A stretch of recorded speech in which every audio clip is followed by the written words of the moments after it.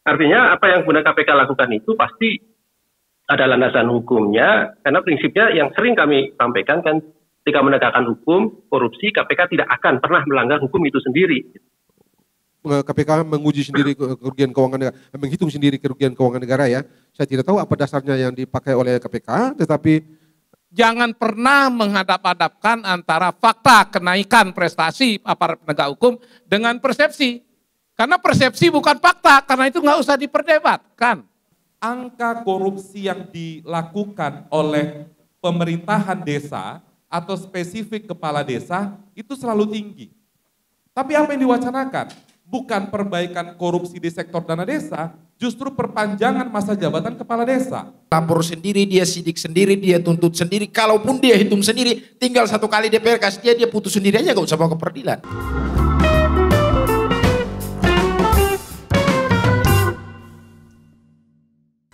Oke, Mas Ali, terima kasih. Ditahan dulu, kita buka sesi tanya jawab kepada Bapak Ibu, teman-teman media yang ingin bertanya atau ada yang hadir di sini yang ingin bertanya atau menanggapi. Ya, tunjuk tangan, Mbak. Oke. Mbak, boleh yang mau tanya silakan maju aja ya biar visual di kameranya dapat.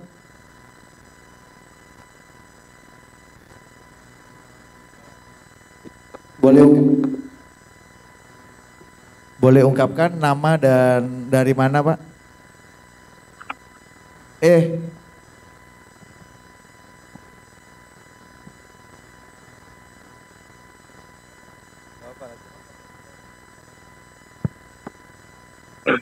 Baik, terima kasih. Saya Pak Roji dari mahasiswa S3 Universitas 12 Agustus Semarang. Saya tidak tahu ada acara ini, tahu-tahu teman saya kasih info, Bang, kesini ada acara. Saya baca judulnya, Indeks Persepsi Korupsi Melorot, ya, kinerja pemberantasan korupsi disorot. Di situ tidak ada kata KPK. Tapi begini, saya mewakili tentu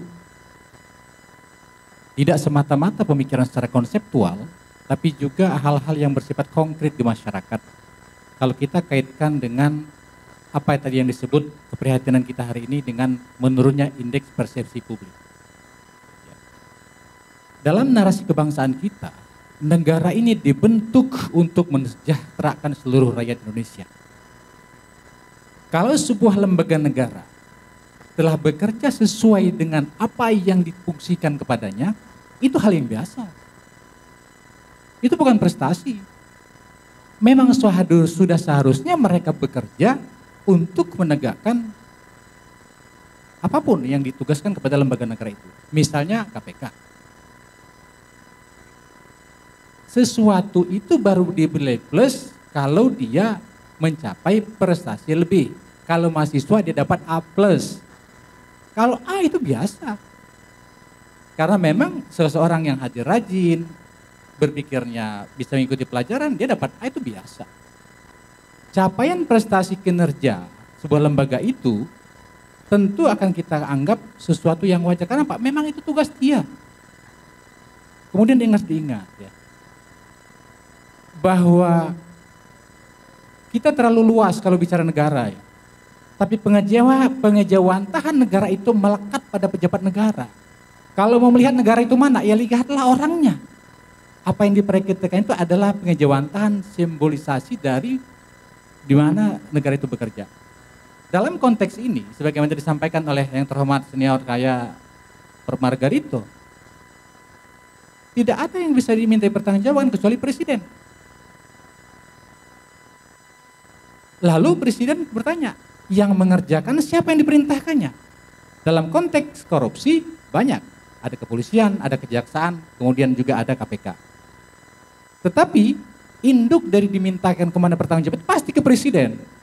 Karena itu ya kita ingin mengingatkan kepada presiden, indeks turunnya ya persepsi publik ini adalah sinyal bahwa penegakan hukum di era kepemimpinan Jokowi ini harus ditinjau ulang. Kemudian saya akan merespon dulu sebelum saya menyampaikan satu hal yang sangat penting ya. Kalau ada persepsi, ya, saya ingin contoh gini deh. Kalau ada wajah murung, itu harus dilihat kenapa dia murung. Kalau ada wajah ketawa, kenapa dia tertawa. Jadi kalau ada persepsi publik yang saat ini dinilai menurun sebuah kinerja lembaga tertentu, ya, tentu ada sesuatu. Ada pepatah mengatakan, kalau tiada dinyana, kenapa burung tampua berserang rendah? Kalau tidak ada api, tidak mungkin ada asap. Kalau tidak ada sesuatu yang terjadi, tidak akan menurun persepsi publik itu. Nah, sekurang-kurangnya, saya ingin mengatakan begini, jangan alergi terhadap kritik masyarakat. Karena memang negara, lembaga-lembaga negara itu dibentuk untuk mensejahterakan rakyat. Semestinya kritiknya ke dalam, jangan keluar.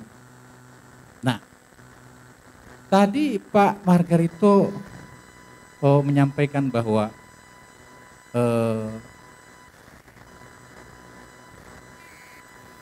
yang intinya harus ada sebuah fokus dalam pembangunan itu. Dengan istilah yang disebut tadi, ada indikator yang kurang baik terhadap menurunnya persepsi publik saat ini dengan istilah kotor. Dicontohkan kasus-kasusnya. Ya. Nah, saat ini saya mau cerita nih, utamanya ke Pak Wayan senior saya selaku Komisi 3 dan juga Prof. Margarito. Saya ingin mengistilahkan bukan kata jorok. Saya ingin katakan telah nyata sangat jorok kalau tadi terjadi politisasi dalam konteks yang saya ingin ceritakan ini terjadi kriminalisasi. Teman-teman, izinkan saya curhat dalam forum ini untuk menunjukkan bahwa indikator turunnya persepsi publik itu diantaranya, mungkin paling kecil tapi ada. Satu pengamatan saya, contoh dalam kasus penegakan hukum terkait helikopter AW101, di mana KPK telah melanggar pasal 11 huruf 1 ayat A. Dan itu dinyatakan langsung oleh Ketua KPK tanggal 24 Mei 2022. Cek, masih ada konferensi persnya. Di mana melanggarnya?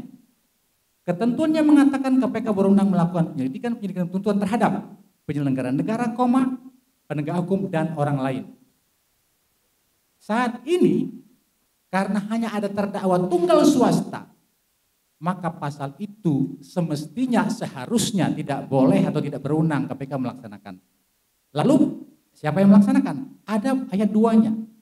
Dalam tidak terpenuhi ketentuan ayat 1 itu, maka KPK wajib menyerahkan perkara itu kepada kepolisian atau kejaksaan. Itu bukan lagi politisasi. Konkret, secara dasain dan solen, apa yang seharusnya dikatakan undang-undang dilanggar.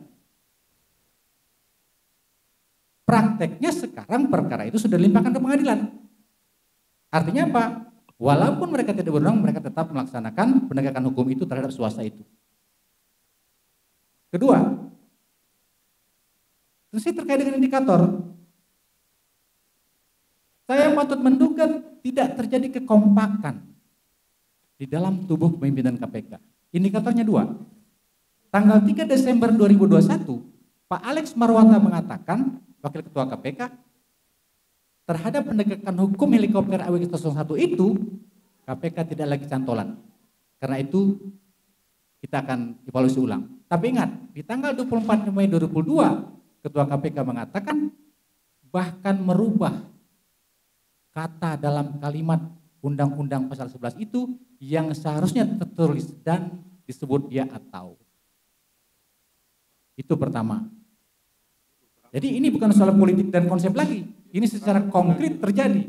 Yang kedua, ya, KPK ya sangat kita sayangkan melakukan perhitungan kerugian negara 5 tahun kemudian setelah orang tersangka.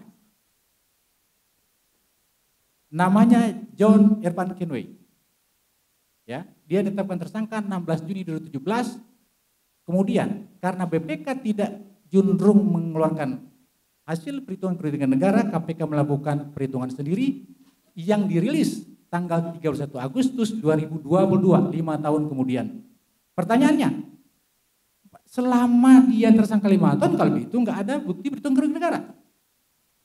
Nah, bersyukur saya ada ahli hukum di sini. Bagaimana dalam konteks penegakan hukum seperti itu, yang kecil-kecil seperti ini dilanggar di era kepemimpinannya Pak Firly Bahuri. Oke. Sebentar, ya. Itu dalam konteks KPK melakukan perhitungan kerugian sendiri. Ya.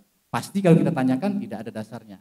Ya. Terakhir Pak, KPK mempraktekkan penyitaan uang negara. Semula diblokir kemudian disita. Yang saya katakan ini tidak ada yang ngarang, semuanya ada datanya, ada buktinya. Nah, karena itu, kalau kita kaitkan dengan turunnya persepsi publik sekarang ini, indeksnya turun 4 digit, saya pikir ini harus kita koreksi bersama. Dan kita memberi masukan seperti apa, tentu kita sangat berharap kepada wakil kita di DPR. Yang punya fungsi langsung mempertanyakan, mengklarifikasi. Kalau kita sekedar menyuarakan, tapi ingat Pak Wayan, saya jujur mengatakan, ya, saya wajib mengatakan yang benar itu, terlepas kalaupun kemudian saya dimusuhinya, bahkan saya jadi korban dari itu, sebagaimana kata Prof. Said Afi. Karena itu saya berniat menyampaikan ini semua, tidak ada tendensi lain, kecuali kita menginginkan KPK itu bekerja sebagaimana semestinya. Baik. Nah, itu yang terkait hal-hal yang yang konkret ya, yang kita pikir, kita juga minta respon dari Bang Fikri tadi yang sudah bergabung ya, sehingga tidak ada maksud lain, dapat kita perbaiki persepsi daripada publik ke depan terhadap penanganan korupsi di Indonesia. Terima kasih. Oke, terima kasih Bang Farozi ya. Pak Farozi ya, Pak Farozi ya. Ya. Oke, kita mau minta langsung tanggapan aja biar langsung ya. Mas Ali Fikri, Mas Ali, monggo Mas, ya. Ini ada concern satu yang agak mikro spesifik nih, yang dialami oleh beliau. Monggo Mas. Baik, baik. Terima kasih responnya dari Pak Rozi tadi ya. Sebenarnya teknis ya, kalau terkait dengan Heli AW 101 kan sedang diuji dalam proses persidangan. Kalau kita konteksnya tadi, KPK sudah melanggar pasal 11, itu kan sudah diuji juga di proses pra-peradilan. Karena tentu syarat-syarat ketika KPK menangani perkara, apakah kemudian dari pihak tersangka menyatakan itu tidak sah, penangkapannya, penetapan tersangkanya, dan lain-lain itu forumnya di pra-peradilan. Dan di bulan, kalau tidak salah tahun kemarin ya, di bulan Maret ya, hampir 1 tahun yang lalu itu sudah diuji gitu. Terkait dengan kasus Heli AW 101 itu di hadapan hakim pra-peradilan di Pengadilan Negeri Jakarta Selatan. Dan hakim kemudian menyatakan sah proses-proses yang dilakukan oleh KPK, termasuk ketika menetapkan terdakwa yang saat ini dalam proses persidangan itu. Gitu. Artinya secara teknis yuridis itu bisa dipertanggungjawabkan lah. Gitu ya. Kalaupun kemudian ada perbedaan pendapat dengan pihak tersangka itu hal biasa, tetapi lagi-lagi kan ujian akhirnya ada di peradilan. Dan peradilan menyatakan sah apa yang dilakukan oleh KPK dengan terdakwa John Irfan Kingway ini. Gitu. Jadi itu yang bisa saya jelaskan ya. Kalaupun persepsinya kemudian di masyarakat berbeda, ya inilah yang kemudian perlu kami luruskan bahwa itu sudah sah secara hukum. Gitu. Kemudian mengenai perkara yang lama sekali perhitungan kerugian keuangan negaranya misalnya, ya itulah justru kemudian saya contohkan di awal tadi kan, menjawab apa kritikan dari Pak Prof. Margarito Kamis tadi itu gitu. Bahkan ada yang sampai 5 dan 6 tahun gitu. Nah sehingga kemudian KPK segera selesaikan. Solusinya apa? Makanya KPK kemudian membentuk 1 unit khusus di KPK yang disebut dengan accounting forensik. Gitu. Apakah tidak ada landasan hukumnya? Pasti KPK kaji landasan hukumnya dan pertanggungjawaban hukumnya. Dan ini di putusan peradilan yang sudah punya kekuatan hukum tetap bahkan sudah dieksekusi itu diterima oleh hakim. Artinya kalau kita dalam konteks asas hukum maka tanda kutip ada jurisprudensi gitu kan. Ada sesuatu yang sudah bisa diterima oleh peradilan, perhitungan dari accounting forensik yang baru dibentuk di era sekarang gitu. Yaitu KPK dengan auditornya di dalam menghitung kerugian keuangan negara. Kenapa? Karena ya tadi itu, ini yang perlu kita sampaikan ya. Di dalam mengungkap sebuah perkara itu kan KPK tidak bisa sendiri, ada supporting dari lembaga lain yang berwenang. Gitu. Berwenang menghitung kerugian keuangan negara itu BPK dan BPKP. Ketika mentok ya hitung sendiri, KPK ajukan dalam proses persidangan dan diuji. Tetapi ternyata kemudian bisa diterima oleh hakim. Contoh di kasus RD Lino, kasus di BUMN gitu kan, yang di Aceh itu. Itu kemudian juga berhasil, KPK kemudian menyelamatkan keuangan negara dari hitung sendiri. Karena memang ada landasan seperti putusan Mahkamah Konstitusi dan lain-lain. Artinya apa yang kemudian KPK lakukan itu pasti ada landasan hukumnya, karena prinsipnya yang sering kami sampaikan kan, ketika menegakkan hukum, korupsi, KPK tidak akan pernah melanggar hukum itu sendiri. Itu yang menjadi catatan penting, yang perlu garis bawahi. Kalaupun ada yang berbeda pendapat, silakan diuji secara terbuka. Gitu. Pada forum-forum yuridis tentunya, gitu. Pra peradilan kah, atau di pengadilan tindak pidana korupsi kah, atau banding kasasi bahkan sampai PK. Ataupun uji materi di Mahkamah Konstitusi sekalian, itu juga boleh dilakukan. Silahkan. Gitu. Bagi KPK sangat terbuka proses-proses hukum secara yuridis yang kemudian bisa dilakukan. Gitu. Itu Mas Ari.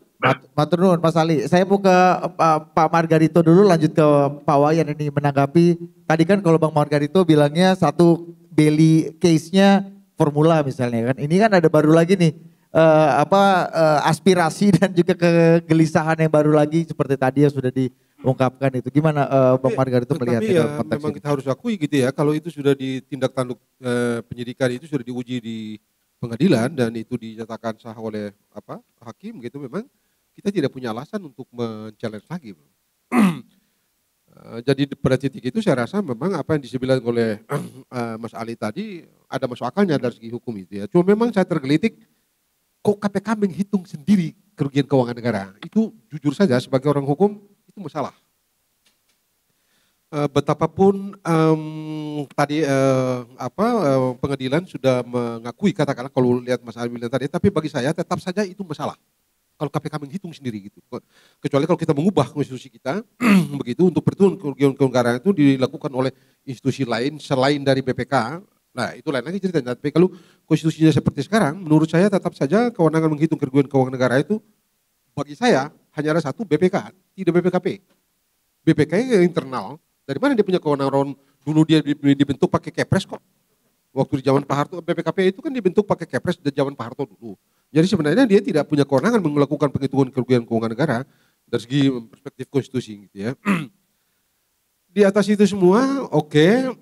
Tadi Mas Ali bilang bahwa itu sudah diuji di pengadilan, diakui di pengadilan, tapi bagi saya tetap saja masalah secara konseptual gitu ya, yang bisa dikoreksi. Dan karena itu saya kira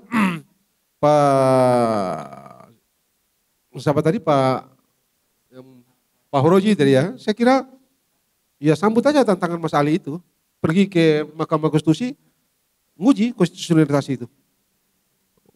KPK menguji sendiri kerugian keuangan negara, menghitung sendiri kerugian keuangan negara ya. Saya tidak tahu apa dasarnya yang dipakai oleh KPK, tetapi sekali lagi menurut Mas Ali tadi kan tindakan itu sudah diuji di pengadilan dan dinyatakan sah. Bagi saya tetap saja ada problem dari segi konstitusi. Nah karena itu jalan terbaik menurut saya adalah ya, sambut aja tawaran Mas Ali tadi, pergi ke Mahkamah Konstitusi, cek level derajat konstitusionalitas dari kewenangan KPK itu. Itu untuk hal yang baru ya. Menarik juga memang ini ada swasta dan tidak ada aparatur negara gitu yang jadi apa. Bagi saya ini juga menarik. Dan betapapun kita tidak mau korupsi dan tidak ada orang waras yang suka pada korupsi gitu ya. Tapi kita juga tidak mau ada pemberantasan korupsi yang bergerak di luar track yang diatur oleh hukum gitu ya. Nah karena itu saya kira sekali lagi Pak Fahrul Roji challenge juga pasal itu ke Mahkamah Konstitusi. Ini masuk akal apa enggak gitu. Betapapun pengadilan sudah mengatakan gitu ya. Tetapi itu kan tidak serta-merta meletakkan fondasi konstitusionalitas dari tindakan mereka. Betapapun dari segi legal formal secara praktis sudah diakui gitu ya. Tapi bagi saya tetap saja masih ada problem yang supaya beradab dan bermartabat kita menemukan satu hal yang bisa kita jadikan sebagai patokan bersama, maka cara yang masuk akal adalah pergi ke Mahkamah Konstitusi untuk mengecek bobot atau level dan ya bobot dan level konstitusionalitas dari tindakan-tindakan mereka itu supaya dari waktu ke waktu track hukum kita dalam pemberantasan korupsi itu menjadi beres. Terakhir, oke, tadi Mas Ali sekali lagi, Ambon memang ada satu, tapi Maluku Utara itu parah betul loh. Oh, masa saya kesal benar gitu. Terakhir tuh 2007 kita bongkar itu, baru berakhir 2014 dan aduh hancur-hancuran. Jadi Mas Ali mohon deh bilang sama Pak Firly sama Mas Gufron, tolonglah lihat itu negeri saya itu Maluku Utara itu terlalu hancur, parah. Parah di Siap, Bro. Siap. Terima kasih informasinya, ya, Bro. salam ya sama Pak Firly sama Mas Gufron, tolong deh kasih perhatian ke Maluku Utara, terlalu parah. Capek saya. Oke. Monggo Pak Wayan, ini menanggapi Ya. macam ada BNI case baru gitu, Ya. tadi juga menarik. Ya, karena tidak ada ditujukan ke saya langsung, sehingga saya mencatat, menggarisbawahi beberapa hal saja. Sebelum saya mulai, saya ingatkan catatan penting dan slogan yang dibuat di dalam film Titanic. Memberantas korupsi di Indonesia relevan catatan Titanic yang menyatakan bahwa dalam ketiadaan harapan, kita tidak boleh kehilangan harapan. Maka di awal saya mengakui persepsi kita turun, tapi saya juga mencatatkan beberapa kemajuan kepolisian, kejaksaan, dan KPK dalam penanganan kasus korupsi. Jadi Pak Ali Fikri jangan sampai mengeluh berlebihan seolah-olah tidak ada yang mengakui prestasi Anda. Nah, sebelum Pak Ali Fikri bicara, saya juga mengatakan bahwa ada prestasi yang bertambah dari KPK, Kejaksaan, dan Polisi. Kalau itu kurang di hadapan Pak Ali Fikri, nggak apa-apa. Bukan maksud membela Ali Fikri. Pak Ali Fikri, bukan maksud membela KPK. Memang ketika KPK diragukan melemah, tiba-tiba dia melakukan gebrakan menjadikan 14 tersangka orang-orang di Mahkamah Agung. Ini kan lumayan ini. Jadi jangan-jangan karena ini nggak muncul, Pak Ali Fikri merasa nggak terbela gitu. Yang kedua, masih ada OTT 10 kali ketika tahun 2022. Saya akui itu. Karena DPR kan harus objektif. Karena DPR bukan wakil KPK tapi wakilnya rakyat. Bukan wakil ICW walaupun saya dulu pengacara ICW. Tapi yang paling menarik Pak Ali, ini terus harus dijalankan. Laporan yang ada itu 95% diverifikasi, itu membanggakan. Jadi Pak Ali Fikri teruslah bekerja, peka itu penting, sensitif tidak perlu. Jika tidak ada orang-orang seperti Adinda dari ECW, jangan-jangan kita lelap. Dan saya terima kasih ada ICW yang mengkritik keras.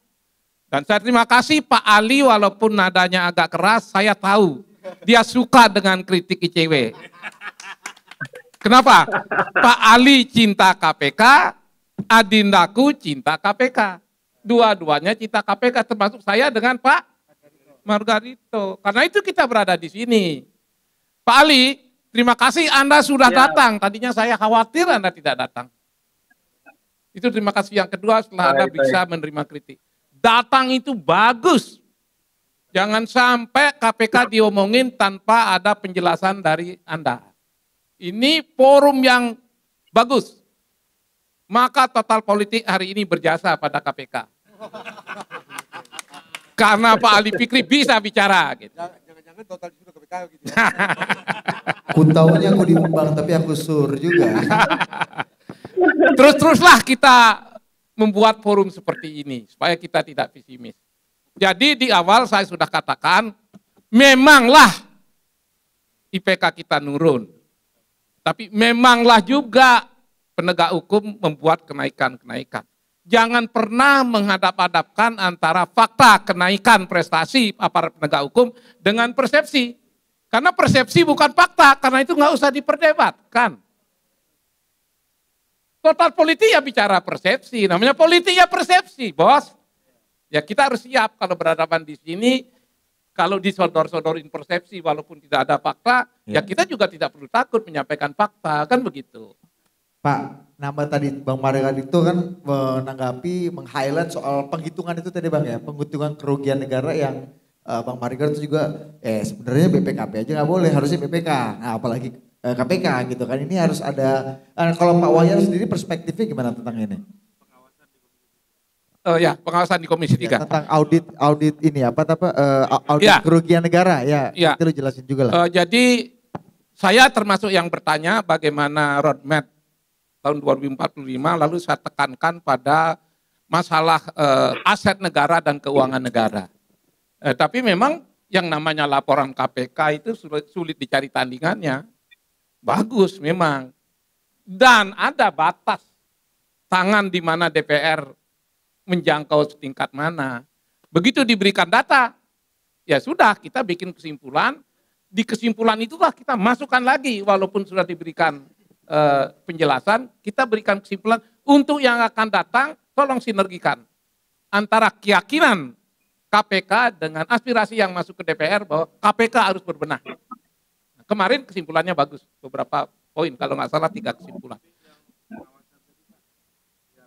Yang soal keuangan negara tadi, yang KPK yang harusnya itu menjadi perannya BPK tadi, yang Bang Margarito sampaikan. Oh ya, kalau masalah pengawasan kan memang BPK kan. Jadi kita tahu itu walaupun ada BPKP, tapi sekali lagi mohon maaf nih kalau ada teman-teman BPKP, kalau bicara pengawasan keuangan ya BPK.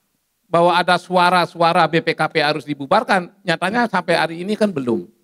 Tapi saya yakin pada suatu saat kita akan kembali kepada Undang-Undang Dasar. Siapa yang berhak mengawasi masalah keuangan?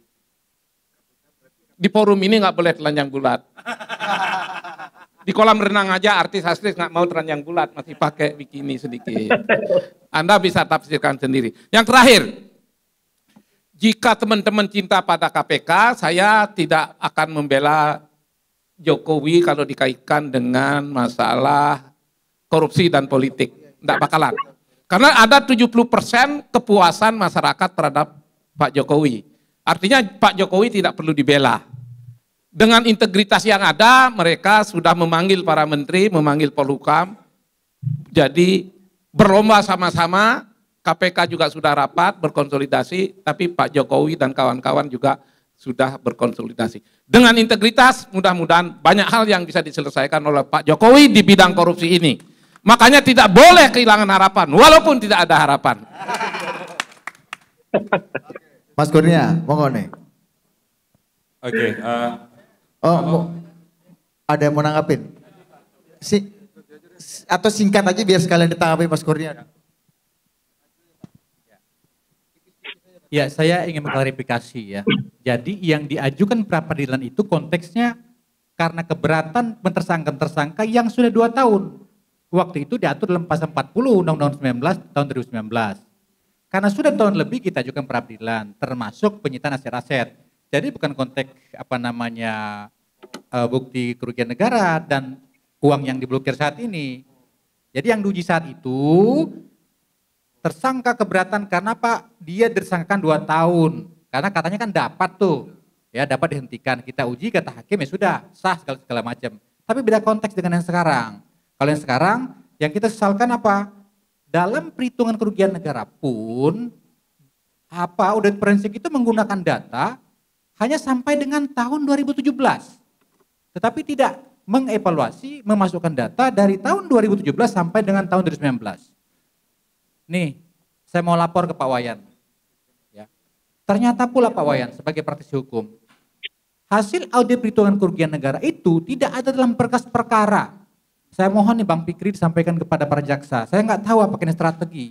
Karena setahu saya, ya JPU itu adalah pengajuan dari negara. Negara dalam membuktikan suatu hal yang dituduhkan kepada terduga penjahat harus objektif. Apapun alat buktinya ditampilkan dalam perkara ini tidak ada. Nah, hal-hal kecil seperti ini saya mohon disampaikan nih. Karena apa? Kalau tadi Pak Wayan mengatakan kami terbuka tapi tidak boleh telanjang. Kalau saya balik, saya harus telanjang Pak biar terbuka supaya sampai barang tuh. Nah, selanjutnya dalam konteks sekarang ini ya, Saya patut menduga kepada Bang Fikri, ya, patut dugaan saya nih, saya patut menduga kuat. Terjadi ketegangan antar lembaga negara. Kenapa? Ada ego sektoral. Kenapa? Satu sisi ada perhitungan kerugian negara, sisi lain barangnya sudah diterima oleh negara, helikopternya sudah diterima oleh negara, sekarang sudah masuk dalam daftar milik negara, sekarang sudah dilakukan perawatan di Kementerian Pertahanan. Bagaimana? Antar lembaga negara saja tidak satu kata dalam sebuah menilai apakah barang itu sudah diterima atau belum. Kemudian tadi belum direspon sama Bang Fikri nih, terkait apa nih, saya pengen tahu juga apa dasarnya negara atau KPK boleh menyita uang negara itu sendiri. Oke, kita langsung ditanggapi Mas Ali dulu, baru nanti Bang Kurnia menutup lah ya. Silakan Mas Ali, monggo. Oke, baik, baik, terima kasih Pak Mas Fahrozi ya. Saya kira begini ya, terkait dengan substansi materi dari perkara yang tadi disampaikan oleh Pak Fahrozi kan sedang diuji dalam proses persidangan ya, dan belum diputus oleh hakim. Kita lihat aja nanti seperti apa proses di sana, hakim akan memutuskan perkara itu. Apakah memang ada kesalahan dalam konteks baik itu proses penanganan perkaranya ataupun substansi perkaranya gitu. Saya yakin kalau kemudian unsur-unsur itu terbukti, hakim pasti akan memvonisnya. Begitu juga sebaliknya, kan begitu. Kita biarkan dulu hakim menilai terkait dengan itu tentunya. Artinya KPK di awal tadi saya sampaikan pasti membawa perkara itu ada pertanggungjawaban hukumnya. Demikian juga dari pihak terdakwa ataupun penasihat hukumnya pasti juga memiliki argumentasi hukum yang berbeda dengan KPK. Pada gilirannya ujinya kan ada di hakim. Gitu. Nah itu semua saya kira apa yang didiskusikan di forum ini merupakan substansi dari pemeriksaan perkara yang sedang berjalan. Jadi kalau dari KPK ya tentu kami serahkan sepenuhnya proses itu pada pengadilan yang sedang berjalan. Gitu. Jadi tidak bisa kemudian kami membuat kesimpulan sendiri ataupun dari terdakwa ataupun penasihat hukumnya juga demikian. Saya kira itu, Mas Ari. Ya, Mas Kurnia, silakan. Ya, sebelum masuk ke konteks umum, sempat ada putusan Mahkamah Konstitusi memang, saya lupa tahun 2011 atau tahun 2012, yang berbicara tentang kerugian keuangan negara. Bahkan saya rasa Mas Ali juga pasti sudah punya daftar mana perkara-perkara di KPK yang menggunakan pasal 2 dan pasal 3 yang tidak menggunakan perhitungan BPK, ada auditor lain BPKP atau bahkan swasta, toh juga berkekuatan hukum tetap, ingkrah putusannya. Itu satu. Kemudian yang kedua, memang dalam konteks pasal 11 Undang-Undang KPK harus dilihat relevansi antara keterlibatan penyelenggara negara, swasta, dan aparat penegak hukum. Kalau tadi Mas Ali menyampaikan sudah ada proses di pra-peradilan, perdebatannya tinggal pindah ke pengadilan tipikor. Tentu di sana adalah forum yang tepat untuk menguji bukti dan lain sebagainya. Tapi itu isu teknis ya. Tapi kalau secara umum, ada beberapa hal yang penting untuk disorot. Saya mau masuk tadi apa yang disampaikan Pak Margarito, ada Pak Wayan.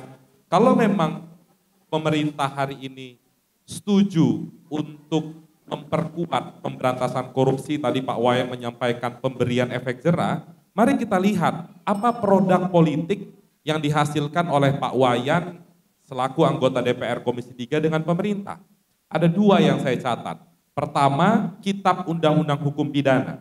Di dalam KUHP baru yang sudah disahkan dan diundangkan, itu delik-delik korupsinya anjlok hukumannya. Lebih rendah daripada hukuman yang ada di Undang-Undang Tipikor. Satu. Kedua, adalah Undang-Undang Pemasyarakatan. Kalau dilihat substansi yang kita relevansikan dengan pemberantasan korupsi, toh ke depan produk politik yang diundangkan oleh Komisi 3 dan pemerintah membuat situasi pemberantasan korupsi semakin mengkhawatirkan. Kenapa? Karena seluruh narapidana diberikan remisi tanpa ada pengecualian. Kalau dulu kan untuk koruptor itu ada syarat justice kolaborator, membayar denda uang pengganti dan lain sebagainya. Jadi dua produk itu membuktikan bahwa politik hukum yang diusung oleh DPR, wabil khusus Komisi 3, dan pemerintah memang layak untuk dikritik. Itu satu. Kemudian yang kedua, misalnya, berdasarkan data ICW, konteks pelaku korupsi berdasarkan jabatan, angka korupsi yang dilakukan oleh pemerintahan desa atau spesifik kepala desa itu selalu tinggi. Tapi apa yang diwacanakan? Bukan perbaikan korupsi di sektor dana desa, justru perpanjangan masa jabatan kepala desa. Jadi di sana ada logika yang melompat dalam menghasilkan solusi dari permasalahan. Terakhir sebenarnya, tahun 2023 kita menghadapi tahun politik. Tentu dalam kaitan dengan pemberantasan korupsi yang dikhawatirkan adalah politik uang. Solusinya sudah dikeluarkan oleh masyarakat sipil dan juga akademisi. Undangkanlah undang-undang pembatasan transaksi uang kartal. Itu sudah diucapkan oleh Pak Jokowi. Tapi ketika kita lihat bagaimana statement dari Komisi 3, khususnya Ketua Komisi 3, Pak Bambang Wuryanto, politisi masih butuh uang tunai. Sehingga tidak sepakat dengan undang-undang pembatasan transaksi uang kartal. Kalau wajah Komisi 3 bisa kita kaitkan ke Ketua Komisi 3, tentu tidak akan jadi ini barang. Undang-undangnya tidak mungkin diundangkan tahun 2023. Maka dari itu pertanyaan refleksinya adalah, Pak Jokowi kemarin ketika pidato mengatakan 2 undang-undang, dia tahu atau tidak bagaimana situasi DPR hari ini? Mas, gitu. Nah ini ada 2 isu ya. Pertama yang tidak ada pemerintah tadi, kasusnya Pak Farozi tadi. Terus yang kedua soal ini ya, apa namanya, penyelenggaraan kerugian negara itu yang dihitung oleh KPK sendiri tadi Pak Margarito. Ya, Anda belum tanggapi yang Pak Margarito tadi. Iya, itu tadi saya di awal saya sempat sampaikan. Saya lupa putusannya tahun berapa, tapi kalau saya tidak salah, putusan MK tahun 2011 atau 2012 itu sudah menegaskan bahwa perhitungan kerugian keuangan negara tidak dibatasi hanya pada satu entitas lembaga, yaitu yang Pak Margarito sampaikan tadi di Undang-Undang Dasar, menghitung kerugian keuangan negara adalah kewenangan Badan Pemeriksa Keuangan, itu satu. Kemudian yang kedua, ini memang selalu menjadi perdebatan. Misalnya dulu ada kasus dugaan tindak pidana korupsi penerbitan SKL BLBI. Perdebatannya sama, tidak ada penyelenggara negara di sana, bukan tidak ada tapi putusannya lepas di Mahkamah Agung sehingga kasusnya tidak bisa dilanjutkan. Tapi pada intinya, forum untuk menguji secara formil itu disediakan di dalam pra-peradilan. Dan kalau tadi saya merujuk pada apa yang disampaikan Bang Ali tadi, toh sudah diajukan, mungkin menggunakan logika yang sama, dan pra-peradilan mengatakan KPK sah untuk melanjutkan proses persidangan, sehingga dilanjutkan, dilimpahkan berkas perkaranya di pengadilan, maka ruang perdebatannya berpindah ke pengadilan tipikor. Itu mungkin. Oke. Ya. Saya tidak akan menanggapi kasus-kasus yang diajukan tentang DPR. Dulu saya sama sekali lagi pengacara ICW, tapi sekarang saya tahu pasti posisi saya di DPR. Adinda yang saya hormati, tidak mungkin aspirasi Anda tidak ditampung. Selemah apapun aspirasi itu dikumpulkan, apalagi yang kencang kayak Adinda, gitu. Pasti ditampung. Hanya memang mekanisme di DPR itu pertama-tama tarik-menariknya di intern fraksi dulu. Setelah intern fraksi, kita bawa ke komisi antar fraksi tarik-menarik. Sering sekali berhadapan-hadapan satu sama lain, karena aspek pembahasan dan argumennya itu dari sosiologi, yuridis, macam-macam lah. Ya kalau begitu, apa yang terjadi? Jujur diakui bahwa produk-produk DPR itu, selain dianggap produk politik, itu produk-produk kompromis dari aspirasi-aspirasi seluruh Indonesia gitu. Jadi sulit sekali kita menyalahkan diri sendiri. Tapi saya juga tidak bisa menyalahkan kalau Anda meragukan kita serius menangkap aspirasi itu. Tapi sejatinya itu selalu ada kompromi dan tarik-menarik. Kalau enggak, undang-undang itu enggak selesai. Maka kenapa KUHP begitu lama? Tarik-menariknya itu luar biasa. Begitu berada di dalam, baru tahu rasanya bukan main beratnya menyelesaikan tarik-menarik. Mudah-mudahan Anda tidak pernah menjadi anggota DPR, karena berat sekali tarik-menarik itu. Sedangkan menjadi ICW itu dulu enak banget. Pokoknya hantam gitu. Hantam beres. Jangan kompromi, karena kalau LSM kompromi, Anda kehilangan pijakan. Terima kasih. Kata Kurnia akan kita mau juga kapan-kapan Pak Wayan. Janganlah dibunuh mimpinya. Mudah-mudahan doa saya tidak Iya. terkabul. Mas, Sehingga dia jadi DPR RI Iya. akhirnya. Tipis aja biar langsung ditanggapi Bang Margarito dan Mak Ali untuk menutup diskusi kita sekarang terakhir. Ini bukan tipis lagi, ini tipis banget ini.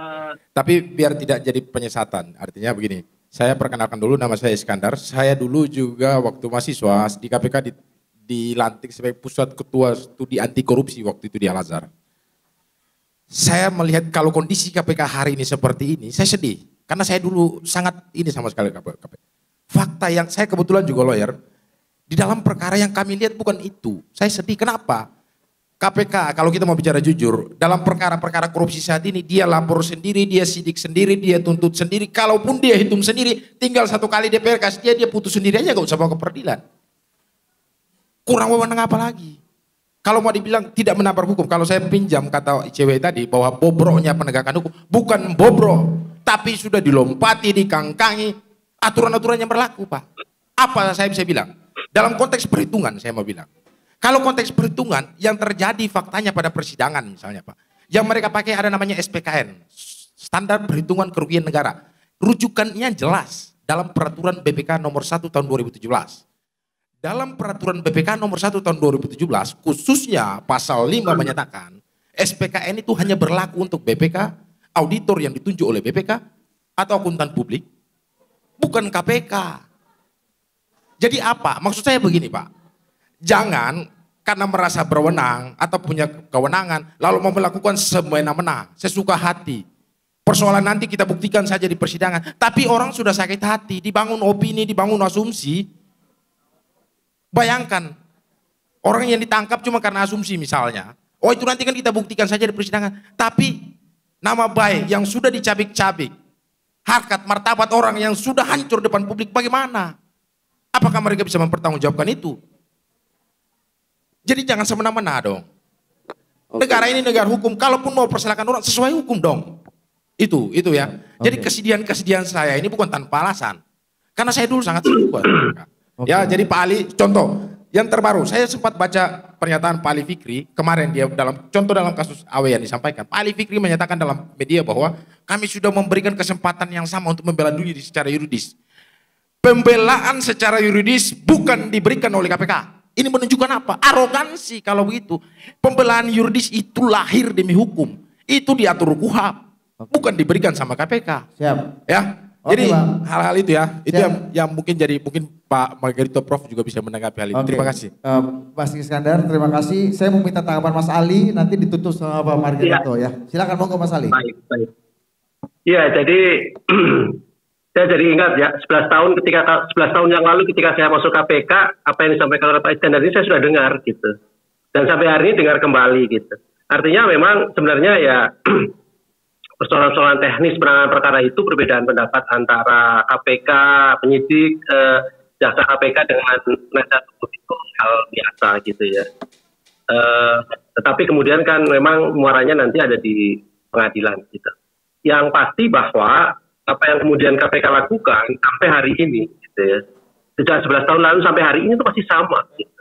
Artinya ada proses mekanisme yang terukur gitu ya, yang itu bisa diuji gitu, yang itu bisa kemudian bahkan kan bisa dieksaminasi oleh publik gitu. Ini satu-satunya penegak hukum yang produknya itu bisa dieksaminasi oleh publik kan KPK gitu.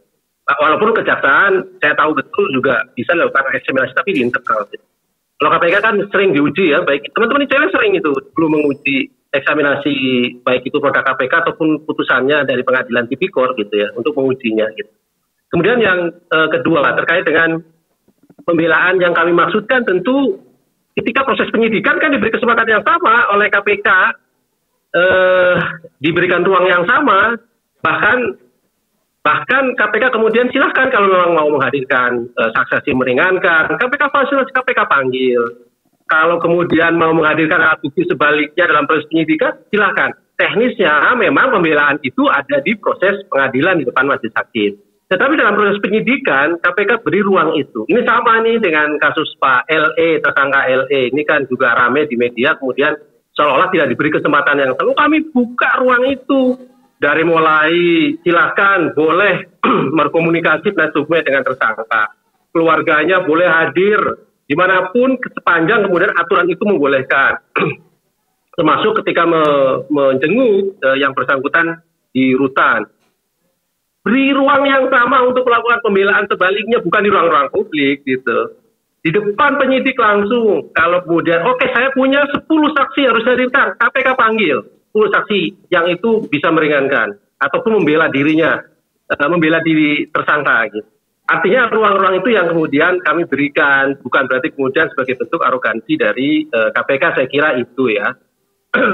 Kemudian sebagai terakhir mungkin ya, Siap. Kami dengan ICW biasa, kemudian juga ICW juga sering memberikan masukan konkret pada KPK ya, mengenai misalnya kemarin kajian putusan-putusan pra peradilan itu juga saya kira menjadi catatan penting dan evaluasi. Bagaimana kemudian KPK harus berbenah dari sisi tuntutan. Makanya kemudian KPK kali ini mengeluarkan produk yang disebut dengan pedoman tuntutan untuk mengurangi disparitas yang itu beberapa kali ICW melakukan kajian. Artinya merespon dari ICW, teman-teman ICW dengan hasil produk yang berupa tadi ada disparitas di tuntutan, bahkan kemudian di putusan pengadilan misalnya seperti itu. Itu tuh kami respon dengan baik, dan kami juga biasa gitu ya, ada perbedaan pendapat itu hal yang biasa dan itu dinamis. Artinya sebuah dinamika yang penting, betul kata Pak Wayan, sepakat itu. Kalau kemudian tidak ada yang mengkritisi itu khawatirnya kemudian lupa gitu kan. Seolah-olah menjadi satu lembaga entitas yang paling hebat misalnya. KPK tidak akan pernah menyatakan bahwa KPK merupakan lembaga yang paling hebat di antara aparat penegak hukum yang lain misalnya. Karena yang kemudian KPK bawa misinya kan sinergi dengan kejaksaan, dengan polisian, dengan PPK, PPKP, PPATK dan lain-lain supporting upaya-upaya pemberantasan korupsi begitu. Nah, saya kira itu Mas Ari ya. Dan yang terakhir ini yang selalu kami sampaikan. Kami pastikan sekali lagi apa yang kemudian KPK lakukan ketika mengambil satu keputusan hukum, itu pasti ada landasan hukumnya karena sudah dikajinya secara matang di internal KPK. Adapun perbedaan pendapat dengan pihak lain di luar KPK, hal biasa dan kami berharap hadapi juga dengan cara-cara yuridis. Tadi Prof. Margarito menyarankan harus di Mahkamah Konstitusi, ya tentu itu sesuatu jalan yang bagus untuk kemudian diuji bersama di sana sehingga ada kepastian hukum yang lebih tepat gitu oleh lembaga yang berwenang. Seperti itu. Oke. Matur nuwun Mas Ali Fikri atas waktu dan pendapatnya. Boleh tepuk tangan untuk Mas Ali Fikri. Terima kasih banyak telah meluangkan waktu. Tadi ada forum ini juga dijadikan untuk ini ya, apa namanya pencari suaka keadilan ini berdialog dengan KPK ini asik juga kita menghadirkan forum ini kan. Mas Ali. Matur nuwun. Bisa langsung datang langsung ya, karena lagi nggak enak badan sebenarnya. Terima kasih, yang paling penting kita Kurnia, Pak Wayan, Prof. Margarito. Siap, matur nuwun, terima kasih, kita sangat apresiasi Mas Ali mau hadir dan mendengarkan tadi ya, berdialog dengan kita semua. Matur nuwun Mas Ali. Nah, Prof. Baik, Margarito. Ya. Saya singkat saja gitu ya. Presiden mesti ambil posisi dalam soal penegakan hukum. Karena dia disebut presiden karena kerjanya menegakkan hukum. Tidak ada orang lain yang memegang kewenangan menegakkan hukum kecuali presiden. Sekali lagi, sebagai orang tata negara, dia disebut presiden karena kerjanya itu. Jadi dia tidak bisa membiarkan sana, membiarkan sini dan mengatakan bahwa kalau begini nanti diintervensi dan segala macam. Tidak, itu kewenangan dia. Hanya tinggal mengatur kadarnya agar yang kiri jangan kanan. Sejauh dia lurus maka sejauh itu pula dia harus ada di situ. Hanya itu cara kita mengobati dan atau menampilkan postur penegakan hukum yang oke. Dulu kalau kita balik sebelum tahun 2000, sebelum reformasi, begini juga modelnya ini. Postur penegakan hukumnya begini ini kita ribut hari ini. Setelah reformasi kita bikin KPK, ributnya juga sama juga. Jadi apa? Semua itu mesti kita tandai atau kita beri makna postur politik penegakan hukum yang belum beres. Dan agar beres maka presiden harus mengambil posisi yang tepat dalam isu itu. Tanpa itu kita akan begini lagi, kita akan begini lagi. Saya kira itu yang dapat saya sampaikan. Kalau mengenai tadi yang terakhir Mas Iskandar, ada nama baik yang dipertaruhkan, orang yang udah terlanjur dianggap salah gitu. Itu betul. suka atau tidak suka betul. Karena itu penegakan hukum betul-betul mesti ditakar dengan prinsip-prinsip yang beres. Karena begitu Anda salah menangkap, Anda hancurkan orang. Padahal esensi dari penegakan hukum itu adalah pemuliaan tatanan kehidupan berbangsa. Jadi Anda tidak bisa serampangan. Harus betul-betul hati-hati. Nah untuk hati-hati itu mesti detail buktinya, detail hukumnya, bersih buktinya, bersih hukumnya. Hanya itu caranya agar penegakan hukum itu tidak menjadi alat menindas orang, tidak menjadi alat merendahkan orang. Karena begitu Anda menjadi alat hukum, menjadi alat merendahkan orang, Andalah orang paling rendah. Begitu ya yang dapat saya sampaikan di kesempatan ini. Oke, thank you. Mau ke Pak Wayan, terakhir. Pak Wayan, belum, terakhir. Iya, kita butuh hikmah dan kebijaksanaan. Nah, karena negara ini bukan dipimpin oleh kekuasaan dan uang, tapi dipimpin oleh hikmah dan kebijaksanaan. Nah, kita butuh hikmah dan kebijaksanaan dari senior. Ya, jadi sekali lagi terlalu lama saya bersama dengan Pak Margarito, jadi banyak samanya. Terlalu lama juga di ICW, tapi sekali ini ada sedikit beda, boleh dong? Boleh. Nah, kalau ada yang pesimis, saya rasa tidak ada yang pesimis, saya optimis. Kedua, menyangkut KPK harus tetap ada. Kalau ada personil kerja yang harus dikritik, kritik terus karena Pak Ali Fikri mengatakan siap dikritik. Nada suaranya itu walaupun agak keras, tapi kecintaan pada KPK melebihi daripada kerasnya suara sehingga beliau pasti siap menerima kritik. Yang berikutnya, kembali, tidak ada gading yang tak retak. Ada ajaran agama yang mengatakan jika tidak dapat semuanya, janganlah dibuang seluruhnya. Maka kalau ada kekurangan kita di DPR, yuk dukung DPR. Kalau ada kekurangan KPK, yuk dukung KPK. Beri masukan, beri kritik. Kalau ada kekurangan Pak Jokowi, itu presiden kita yang dipilih dengan sah. Tapi sampai hari ini Pak Jokowi itu di mata saya sebagai orang yang tidak pernah membela kasus korupsi, belum ada KKN yang saya lihat. Contoh konkret, saya koordinator relawan Bhinneka Tunggal Ika, koordinator relawan di Bali. Mohon maaf, biaya sendiri, ditambah satu pengusaha. Sampai hari ini saya belum pernah dipanggil, belum pernah minta ketemu pada Pak Jokowi, sehingga saya yakin relawan dan orang-orang lain harusnya mendapat perlakuan yang sama.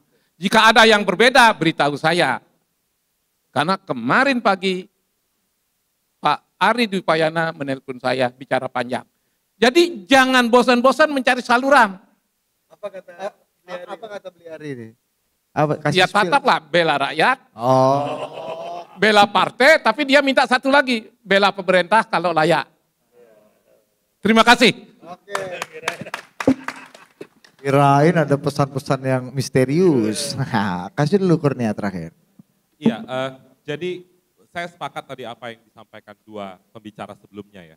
Bahwa presiden itu harus mengambil tanggung jawab sebagai kepala pemerintahan dan sebagai kepala negara untuk campur tangan sehingga indeks pemberantasan korupsi kita bisa naik di tahun 2024. Dan juga tahun ini merupakan tahun terakhir dari Presiden Jokowi untuk menunaikan janji politiknya tahun 2014 yang lalu melalui dokumen Nawacita.